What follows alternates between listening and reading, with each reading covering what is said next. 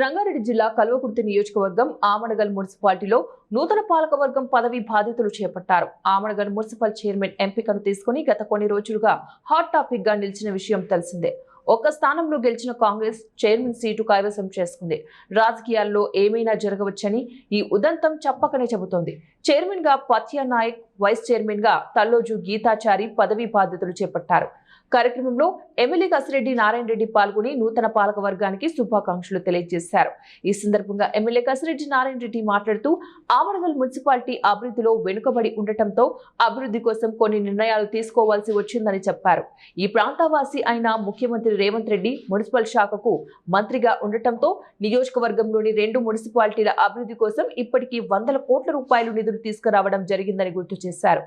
ఈ కార్యక్రమంలో కమిషనర్ శంకర్, పార్టీల నాయకులు, కార్యకర్తలు, పట్టణ ప్రజలు కూడా పాల్గొన్నారు.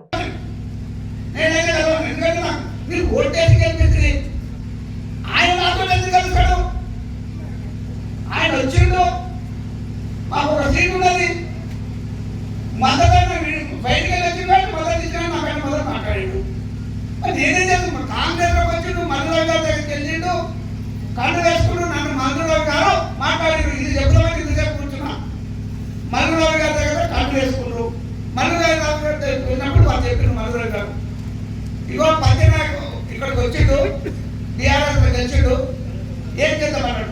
మీరేమో చెప్తారా అని చెప్పిన ప్రోటోకాల్ పెద్ద మనిషి ఆయన కూడా 40 ఏళ్ళ నుంచి పని చేస్తున్నాడు, ప్రజాసేవ చేస్తున్నాడు. నేను విన్నా వచ్చిండు, వాళ్ళు చెప్పారు వాళ్ళు ఢిల్లీకి వెళ్ళిపోతున్నారు, కట్టు వేసిపోయారు.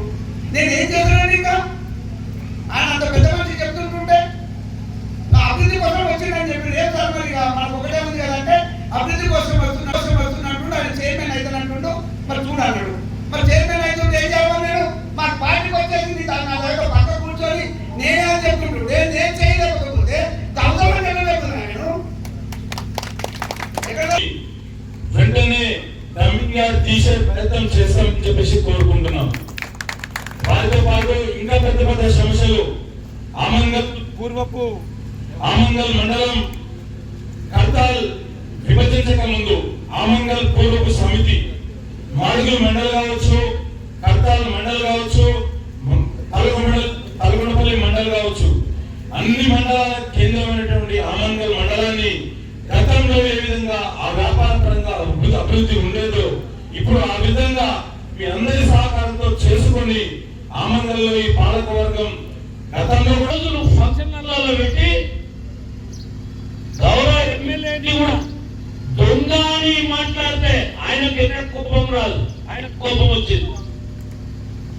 ఇక మాకైతే ఏ పార్టీగా ప్రజల దగ్గరకు పోతే మేము ఈ పని చేస్తాం, ఈ పని చేసినాం, రేపు ఇది చేస్తాం, ఇది కావాలి, అది కావాలి, వీళ్ళు అన్యాయం చేసిన ఇది తప్పు చేసిందని చూపించాలి.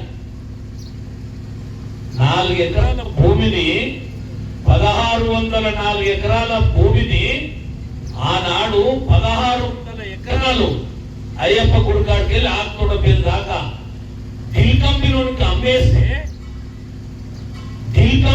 అమ్మేస్తే ఆనాడు ఉన్నటువంటి ఎమ్మెల్యే నోరు మెలపకుంటుండి 1600 ఎకరాలు పోతే 4 ఎకరాలు నేను కాపాడి దాని మీద గుట్టగట్టి ఆ అయ్యప్ప గుడికి